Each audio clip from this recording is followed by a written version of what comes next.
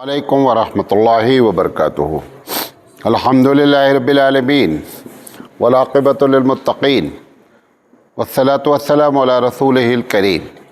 मोहतरम हज़रात, हम आपसे नेकियां कैसे कमाएं, आसान नेकियां कैसे कमाएं, इस उन्वान पर हम आपसे लगातार बात कर रहे हैं और आज इसका सीरियल नंबर 4 है।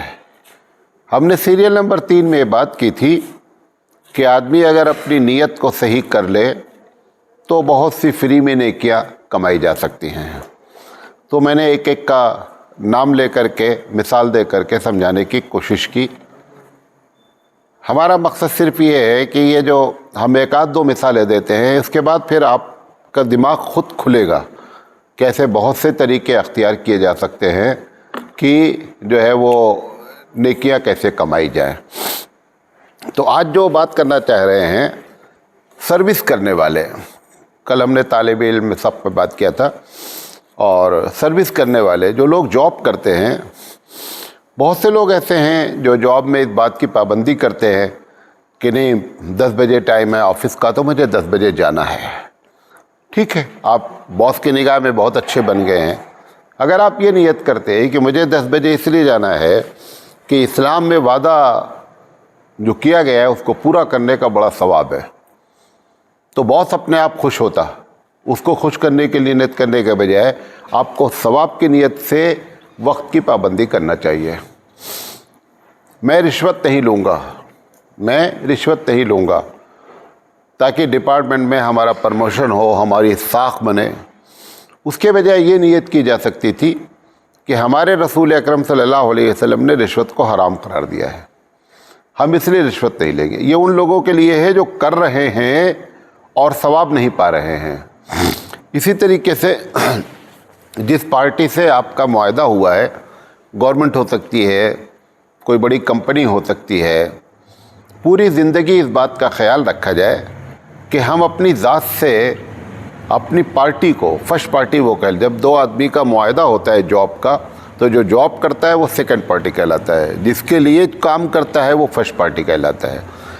तो फर्स्ट पार्टी के लिए अगर ये तय कर ले कि नहीं, मैं अपनी कंपनी को, अपने, अगर आप गवर्नमेंट डिपार्टमेंट में हैं, अपने मुल्क को, किसी को भी हम अपनी ज़ात से नुकसान पहुंचाने वाली कोई काम नहीं करेंगे। क्यों? क्योंकि वफ़ादारी जो है वो इस्लाम में एक बहुत बड़ी चीज़ है। आप वफ़ादार बने रहेंगे। वफ़ादार बनने की नीयत ये भी की जा सकती है कि हमारा क्रेडिट हमारे डिपार्टमेंट में अच्छा रहे, वो अपने आप हासिल होगा, उसके लिए आपको नियत करने की कोई ज़रूरत नहीं है। तो इस तरीके से अगर जॉब करने वाले इस नियत से काम करें तो आसानी से नेकियां कमाई जा सकती हैं। इसी तरीके से तकरीर करने वाले लोग जो हैं, ये एक बहुत ही ख़तरनाक किस्म का पेशा है तकरीर, क्योंकि जॉब करने वाले से तो ये नहीं पूछा जाएगा क़यामत में कि साहब तुमने ये जॉब क्यों किया, लेकिन इसके बारे में बाकायदा हदीस है कि जो मुक़र्रिरीन हैं दुनिया में, जिन्होंने लोगों की इस्लाह का इरादा कर रखा है, इनके बारे में सवाल किया जाएगा कि आप इतनी तकरीर क्यों करते थे, आपको तकरीर करने का जवाब क्या देना है। अब जो तकरीर करने वाले लोग हैं, एक बड़ी तादाद, तो चूँकि ये पेशा बन चुका है, ये प्रोफेशनल चीज़ हो चुकी है। अभी अगर 2 जगह से हमको दावत आती है, एक जगह वाला के बारे में हमारा तजुर्बा ये है कि ये 15,000 रुपये मुझे देता है नजराना, और दूसरी जगह वाला हमको 5,000 रुपये देता। हम किसके पास जाएंगे? 15 वाले के पास जाएंगे। इसका मतलब इस तकरीर का जवाब देना पड़ेगा।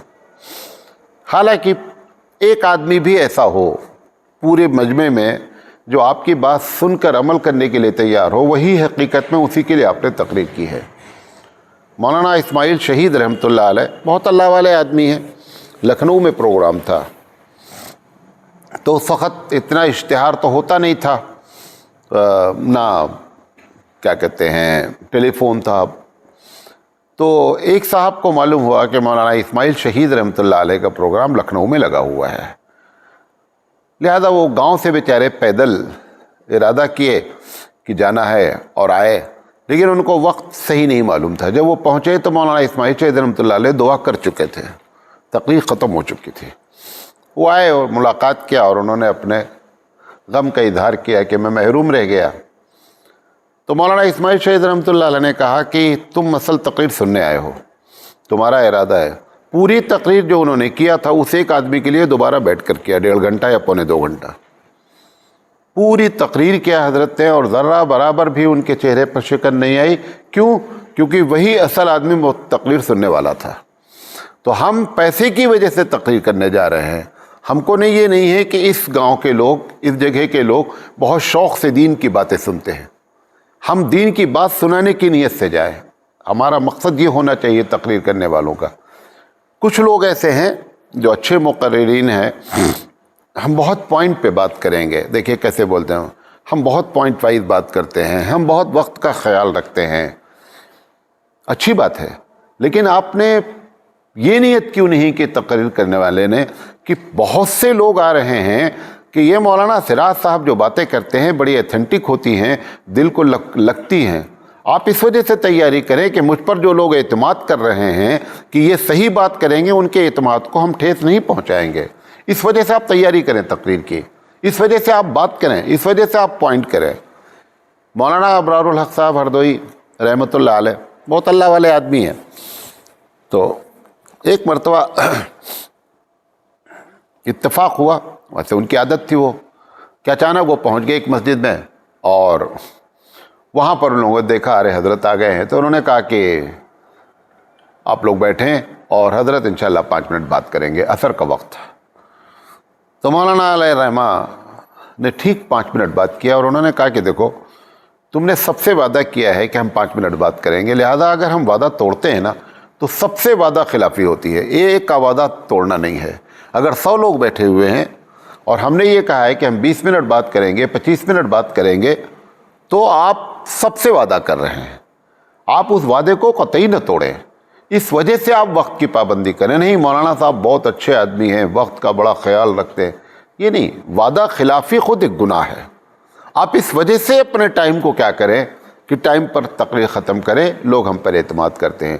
تو تیاری کرنا اس نیت سے کہ لوگ ہماری بات پر اعتماد کرتے ہیں, تیاری کرنا اس لحاظ سے کہ شاید میری بات اللہ رسول کی اس کے دل میں اتر جائے.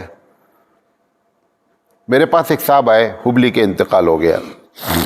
انہوں نے کہا کہ مولانا صاحب بہت زمانہ ہو گیا, میں جو ہے وہ دین میں لگا ہوا ہوں, لیکن آج تک اندر سے تبدیلی نہیں آ رہی ہے. تو میں نے کہا دیکھو بات کہو تو تم کو سمجھا دیں یا جمعہ میں تقریر میں کر دیتے ہیں. انہوں نے کہا جمعہ میں کر دیجئے. جمعہ میں بہت سے لوگ آئے, پرانی مسجد میں بلا لائے سب کو کہ آج اس عنوان پر بات ہوگی. تو میں نے کہا دیکھیے جب تقریر کرنے والا اس نیت سے جاتا ہے کہ مجھے بہت پوائنٹ سے تیاری کر کے آئے ہیں تاکہ لوگوں کے اوپر ہم اپنی چھاپ ڈالیں, تو چھاپ پڑتی ہے, روحانیت پیدا نہیں ہوتی ہے. سننے والا اس نیت سے آیا ہے کہ یہ مولانا صاحب بہت پوائنٹ وائز بات کرتے ہیں, وہ بھی عمل کی نیت سے نہیں آیا ہے, تو نہ اس کے اندر روحانیت آئے گی نہ میرے اندر روحانیت آئے گی, کیونکہ دونوں آدمی کی نیت ہی کیا ہے, الگ ہے. لہذا اگر آپ تقریر کر رہے ہیں تو آپ کی نیت کیا ہونی چاہیے, صحیح ہونی چاہیے. جو ہم کہہ رہے ہیں یہ ہم جواب دہ ہوں گے. جان بوجھ کر کے اپنی بات کو مؤثر کرنے کے لیے ایسی احادیث کو گڑھ لینا, یا یہ گڑھی ہوئی حدیث معلوم ہونے کے باوجود بھی کیا کر دینا, بیان کر دینا کہ یہ اگر بیان کیا جائے گا تو لوگوں کے دل پہ کیا ہوگا, اس کا داد اثر ڈالنے والی ذات رب ذوالجلال کی ہے. صحیح بات کا اثر اللہ ڈالے گا, جھوٹ بات کا اثر نہیں ڈالتا ہے. یہ آپ کو غلط فہمی ہوئی ہے مقرر صاحب کو کہ اگر ہم جھوٹ بول دیں گے, ضعیف حدیث بیان کر دیں گے, حالانکہ مجھے معلوم ہے کہ یہ اس درجے کی حدیثیں نہیں بیان کرنی چاہیے, وہ سمجھ رہا ہے کہ دل پہ اثر ہوتا ہے. دل میں کوئی اثر نہیں ہوتا ہے. دل پر اثر صحیح بات کا ہوتا ہے, کیونکہ صحیح بات کا معاون کون ہوتا ہے, اللہ ہوتا ہے. صحیح بات ہوتی کس کی جانب سے ہے, اللہ کی جانب سے ہوتی ہے. صحیح بات ہوتی کس کی جانب سے ہے, اس کے رسول کی بات ہوتی ہے. تب رب ذوالجلال اس میں آپ کا تعاون کرتا ہے. تو مقررین حضرات محنت کر رہے ہیں, وقت کی پابندی کر رہے ہیں, نیت ایک دوسری ہے. وہ نیت کو صحیح کرے تب جا کر کے معاملہ صحیح ہوگا. اسی طریقے سے مدارس میں تعلیم دینے والے لوگ ہیں. ابھی ایک استاد کو ایک نقطہ معلوم ہو جائے کوئی نحو کا اور بچوں کو بتا کر بہت خوش ہوتا ہے، اچھی بات ہے. اس کو کبھی یہ خوشی نہیں ہوتی ہے کہ میں نے ایک اچھا انسان بنا دیا ہے. ایک اچھا انسان بنانے کے لیے تیاری نہیں کر رہا ہے. وہ ایک کتاب مطالعہ کرتا، 2 کتاب، اس کے اوپر نصب آیا کیوں ہے، خوب محنت کر رہا ہے. میں نہیں کر رہا ہوں، نہیں کرنا چاہیے، لیکن اس کی نیت کیا ہے کہ طالب علم کے اوپر یہ روپ پڑے. کیا نقطہ بیان کیا ہے، کیا نقطہ بیان کیا ہے. نہیں، یہ استاد نیت کرے کہ اللہ تعالیٰ یہ امانت ہمارے پاس آپ نے بھیجی ہے، ہم ان کو اچھا انسان بنا دیں. اچھا انسان بنانے کے لیے آپ مطالعہ کریں، اچھا انسان بنانے کے لیے آپ محنت کریں. اچھا انسان، ایک بچہ ہے، ایک طالب علم ہے، ہم اپنے بچے کو ڈانٹتے ہیں، مدرسے کے بچے کو بھی ڈانٹتے ہیں. آپ کبھی دیکھیں کہ دونوں کے ڈانٹنے میں ہمارے فرق تو نہیں ہو رہا ہے کہ جب ہم مدرسے کے ارے کہاں جا رہا ہے، اٹھاؤ بلاؤ، بچے سے کہتے ہیں بیٹا ادھر آؤ. یہ آپ کو تمیز ہونی چاہیے استاد کو کہ یہ غلط ہو رہا ہے. وہ بھی کسی کا بیٹا ہی ہے، وہ بھی کسی کا لال ہے، وہ بھی، اس کی ماں بھی اس کو بہت چاہتی ہیں. یہ جس طریقے سے ہم باتیں کر رہے ہیں نا، یہ خود بتا رہا ہے کہ ہم نے ایک کو حقیر جانا ہے اور ایک کو ہم نے اپنے بیٹے کو کیا جانا ہے، ہم اس کو بیٹا پانی لے آؤ. استاد طالب علم سے کیا بولتا ہے، جا بے پانی اٹھا لا. یہ طریقہ صحیح نہیں ہے. یہ استاد نہیں ہے، یہ ایک الگ مزاج کے لوگ. اگر یہ مدرسے کے لوگ ایسا کریں گے تو کبھی بھی صالح سماج دنیا میں پیدا نہیں ہو سکتا ہے. حالانکہ مدرسے کے طالب علم میں اور دوسرے اسٹوڈنٹ میں ایک بہت بڑا فرق ہوتا ہے. ان کے اندر استاد کی خدمت کرنے کا ایک جذبہ ہوتا ہے، ایسا نہیں ہے، جذبہ ہوتا ہے. اگر اس کے اندر وہ جذبہ پیدا ہے تو آپ اس جذبے کو پیار سے کریں، بیٹا کہہ کے بلائیں، بھیا کہہ کے بلائیں، ایسے کہہ کے باتیں بلائیں. اور یہ اگر خیر آپ کی عادت ہے کہ آپ اپنے بیٹے کو ایسے پکارتے ہیں تو کوئی بات ہی نہیں ہے، تو گویا کہ آپ کا مزاج ہی وہی ہے، تو چل جائے گا، کوئی بات نہیں. لیکن اپنے بیٹے کے لیے دوسرے الفاظ استعمال کرنا اور طالب علم کے لیے دوسرے الفاظ استعمال کرنا، یہ گناہ کمایا جا رہا ہے. یہ سمجھ کر کے کہ یہ بھی بیٹے ہیں کسی کے، اس لحاظ سے ان سے مخاطب ہوں. تیاری اس لحاظ سے کرائی جائے کہ یہ ایک اچھے انسان بن جائے. اس نیت سے پڑھایا جائے کہ ہو سکتا ہے کہ یہی ایک آدمی قیامت میں میرے لیے کام آ جائے. قیامت میں کہہ سکوں، اللہ تعالیٰ پوچھے کیا تم کر کے آئے ہو، کیا لائے ہو، تو ایک طالب علم کا نام لے کر کے ہم کہیں کہ اللہ میں نے ایک انسان بنایا ہے. بھلے ایک ہی بنا پایا ہوں، کیوں؟ انبیاء کے بارے میں ہے. پوری زندگی محنت کریں گے اور ایسے بھی نبی آئیں گے قیامت میں جن کے پیچھے صرف ایک آدمی ہوگا. حبیب مصطفیٰ نے فرمایا ایسے بھی ہوں گے، کوئی نہیں ہوگا. آپ نے بڑی محنت کی، ایک ہی طالب علم اس لائق بن گیا کہ جو انسان بن گیا، نسلوں کو سدھارا، اپنے گھر کو سدھارا. آپ قیامت میں یہ اس ترتیب سے پڑھایا جائے کہ قیامت میں ہم کہہ سکیں کہ رب ذوالجلال میں نے ایک بچے کو ایسا تیار کیا جس کے اندر یہ صفت پائی جاتی ہے. ہو سکتا ہے تو وہ آپ کی پونجی ہے، وہ آپ کی مغفرت کا ذریعہ ہے. یہ سمجھ کر کے استاد کو کیا ہے، پڑھانا ہے. یہ مدرسے کے لیے نہیں ہے، سب کے لیے ہے، لیکن مدرسے والوں کے لیے اسپیشل ہے. مدرسے کو ٹارگٹ کیوں بنا رہے ہیں؟ مدرسے کو ٹارگٹ اس لیے بنا رہے ہیں کہ ان کے یہاں سے زیادہ یہاں کرپشن ہو رہا ہے.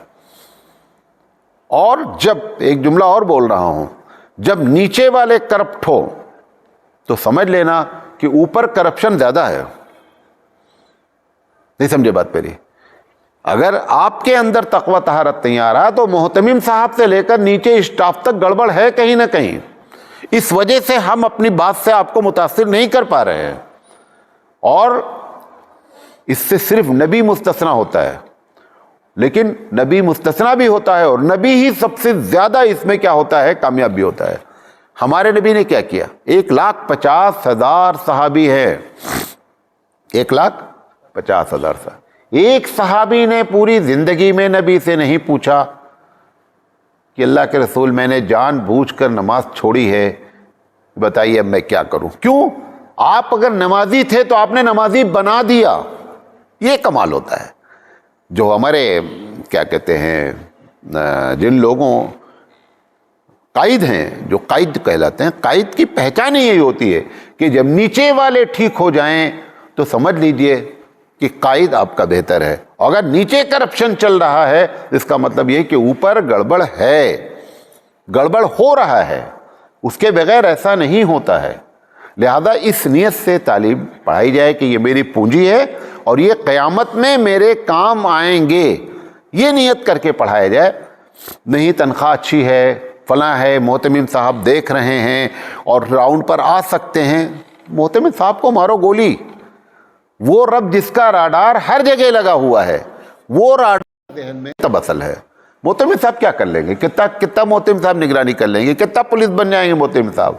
لگا دیں گے مولوی صاحب، اور محتمم صاحب اور کیا کر سکتے ہیں؟ 2-4-10 بچوں کو جاسوسی سکھا دیں گے، یہ کر سکتے ہیں؟ نہ جاسوسی اچھی چیز ہے۔ ہمارے یہاں اصول یاد رکھے، اسلامی ملک میں جاسوسی کر کے برائی کو ختم کرنے کی کوئی پالیسی نہیں ہے، معلوم آپ کو؟ ہمیشہ نیکی کر کے لوگوں کو نیک بنانے کی پالیسی ہے، خود اپنے آپ کو صحیح کر کے لوگوں کو نیک بنانے کی پالیسی ہے۔ جاسوسی زیادہ سے زیادہ صرف کب ہو سکتی ہے اسلامی حکومت میں؟ جب مسلمان اور اسلام کو خطرہ لاحق ہو۔ برائی کے کنٹرول کے لیے جاسوسی نہیں لگائی جاتی ہے، جاسوسی لگانے والا خود کرپٹ ہے اگر ایسا کرتا ہے تو یہ نہیں ہونا چاہیے۔ لہذا اس سمجھ کر کے دینی تعلیم کو بات کریں۔ آخری بات، ایک بہت بڑا طبقہ بھارت میں، پاکستان میں، اب تو خیر پوری دنیا میں ہو گیا ہے، وہ کمیشن اس کی زندگی ہے۔ کمیشن کھاتے ہیں۔ خیر جو کمیشن جائز ہے ناجائز ہے، کیونکہ میرا ٹاپک نہیں ہے۔ کمیشن والے کو ہر وقت دھیان رہتا ہے میرا کمیشن بن جائے، بقیہ دونوں ڈوب جائیں یا دونوں ابھر جائیں، ہم سے مطلب نہیں۔ ایسا کبھی نہیں کریں۔ آپ اس نیت سے، کمیشن تو آپ کو مل ہی جائے گا، آپ اس نیت سے کہ میں کوئی ایسی چیز اس کو نہ خریدواؤں جو اس کو معلوم ہو کہ یہ اس کے لیے مضر ہے، اس کا پیپر صحیح نہیں ہے۔ یہ بہت بڑا دھوکہ ہے۔ ایک آدمی کے دل کو دکھ پہنچانے کا اتنا بڑا گناہ ہوتا ہے کہ آپ جس کا تصور نہیں کر سکتے۔ جانور کو اگر دکھ پہنچایا جائے اس کا بہت بڑا گناہ ہوتا ہے۔ بخاری کی روایت ہے، بلی کو اس عورت کو اس وجہ سے جہنم میں ڈالا گیا کہ بلی کو اس نے بند کر دیا اور وہ اپنی رزق نہیں تلاش کر پائی، مر گئی، اس کی وجہ سے اس کو جہنم میں ڈالا گیا۔ بلی کوئی پاک جانور نہیں ہے کہ کھائی جاتی ہے، کچھ بھی نہیں، لیکن اللہ کی مخلوق ہے، اللہ کی مخلوق ہے۔ کسی کے دل کو تکلیف پہنچانا بہت بڑا گناہ ہوتا ہے۔ یہ کمیشن کے لوگ اس بات کا خیال رکھیں کہ آپ نے جو جاب اختیار کی ہے، کمیشن کا دھندا کوئی اچھا دھندا ہی نہیں، آپ پہلے سمجھ لیجئے، یہ کوئی اچھا دھندا ہے ہی نہیں، یہ لوگوں کو کاہل بنانے والا دھندا ہے۔ اور جو لوگ کمیشن کا کام کر لیے ہیں وہ دنیا کا دوسرا کوئی کام نہیں کر سکتے۔ کیوں بھئی؟ ایک آدمی کو بتا دیا فلاں جگہ کرایہ ہے، ان کا کمیشن بن گیا۔ صرف اگر اتنا بتا دیا کہ فلاں جگہ پلاٹ ہے، نہ انہوں نے کچھ بھی نہیں کیا، اور اگر آپ نے ان سے پلاٹ دونوں پارٹی نے خرید لیا، ان کا کمیشن ان سے بھی بن گیا، ان سے بھی بن گیا۔ فری کا 2%، 4%، 5%، بعض جگہ 10% کہ اگر 1 کروڑ کا دھندا ہم نے کرایا تو 10 لاکھ روپے۔ کس چیز کا 10 لاکھ روپے؟ میری تو آج تک سمجھ میں نہیں آیا۔ صرف اشارہ کر دینے کا کہ بھئی یہ پلاٹ بک رہا ہے، صرف اس کا 10 لاکھ روپے لیا جا رہا ہے۔ تو کم سے کم اگر ایسے فری کا پیسہ کما رہے ہو تو کم سے کم کام کیا کرو، صحیح کرو، جان بوجھ کر کے ایسا کام نہیں کرو جس سے لوگوں کو دھوکہ ہو۔ تو یہ انشاءاللہ بات رہی۔ اس پہ ایک بات اور ہے کہ ابھی صرف نیت کی بات چل رہی ہے معاملہ، ابھی تو آگے ہم بڑھے ہی نہیں ہیں۔ ابھی جو اگلا پارٹ ہے، تاکہ لوگوں کو دلچسپی برقرار رہے، کہ دوسروں کے لیے نیت کرنا۔ آپ ڈرائیونگ کرتے ہیں، بس یہ ایک مثال دے کر آگے چلتا ہوں، بند کرتا ہوں۔ آپ ڈرائیونگ کرتے ہیں، بہت سے لوگ ایسے ہیں کہ ڈرائیونگ میں جو ہے وہ لائٹ کو رات پہ دیکھتے ہیں کہ نیچے کرتے ہیں کہ ہم کو آئیڈیا لگ جائے کہ کتنے میں ہماری گاڑی ہے، گزر جائے۔ وہ نیت کرنے کے بجائے آپ کو نیت کرنا تھا کہ سامنے والوں کو تکلیف نہ پہنچے، وہ آرام سے گزر جائے۔ آپ کو خود بخود آرام ہو جائے گا۔ آپ کو نیت کرنا تھا سامنے والے کے لیے کہ سامنے والے کو تکلیف نہیں پہنچے۔ تو ایسی ساری باتیں ہم انشاءاللہ اکٹھا کرنے کی کوشش کریں گے۔ یہ آپ کو ایک مثال دیا ہے کہ دوسروں کے لیے نیت کرنا، یہ ایک ٹاپک ہے، اس میں نیت صحیح کرنا۔ اسی طریقے سے ایک ٹاپک اور بھی ہے، اپنی وہ عادتیں جو بڑی اچھی ہیں لیکن آپ سنت سمجھ کے نہیں کر رہے ہیں۔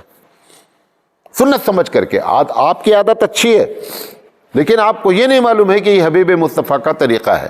لہذا آپ اس کو ابھی بھی مصطفیٰ کے طریقے اور سنت سمجھ کر کریں، تو انشاءاللہ اس پر بات ہوگی۔ اللہ تعالیٰ سے دعا ہے کہ اللہ تعالیٰ کہنے سے زیادہ عمل کرنے کی توفیق عطا فرمائے۔ وآخر دعوانا